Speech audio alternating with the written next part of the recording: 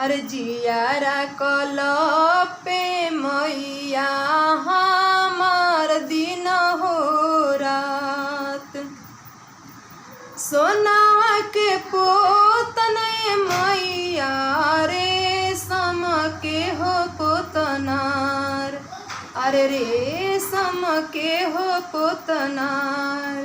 अरे गंगा जी के मटिया मैया लिपनी देव घर।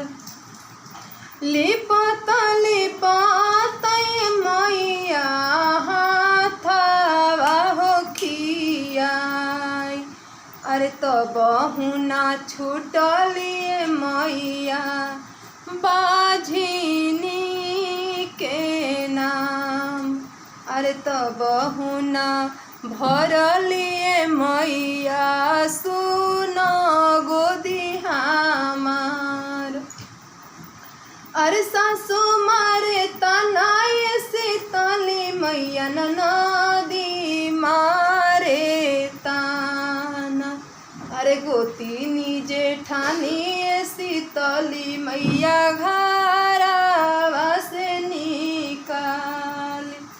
अरे गोतिनी जेठानी शीतली मैया घरवा से निकाल। दिया तो जरे लय माई होखे नहीं अंजूर। अजियारा कलपे मैया दिन राति हो मोर। चुप हो चुप हो बाझिनी तीरिया।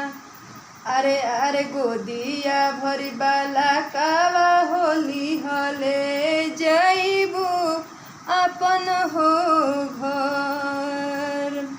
अरे सोने केरा पोतन शीतली मैया रेशम के हो पोतनार।